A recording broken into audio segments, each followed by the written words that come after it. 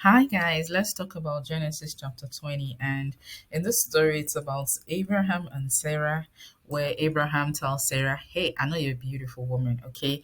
Wherever we go, I want you to say that you are my sister." But we all know that, according to the Bible, that she was his wife.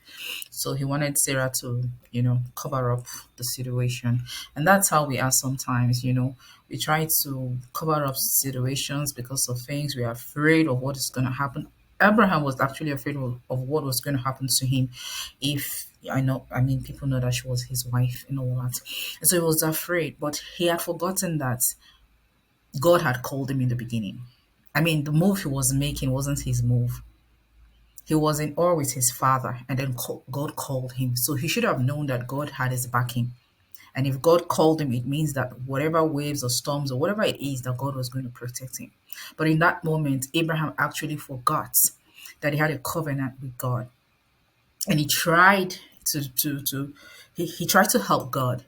He tried to do the best he could do. He tried to lie his way out. He tried to, how we are as human beings, you try to do the things, maybe because of circumstances, the things we've seen, environment, friends, you try to want to fit in, blend in, and all that. And that's what happened with Abraham.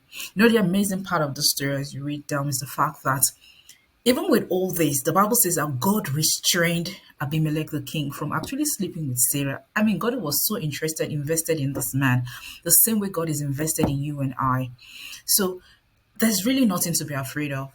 Remember, the Bible says that the plans that God says, the plans that I have for you, they are good plans. Sometimes it doesn't look like they are good plans, but when we look back, we'll find out that they were actually good plans. Even if the devil had planned things for you and orchestrated things to happen to you.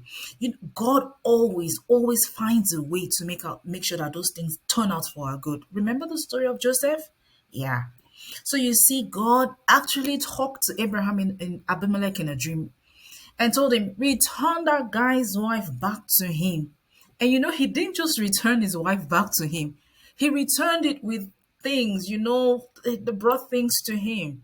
Wow, God is just amazing. Reading the Bible is a great comfort.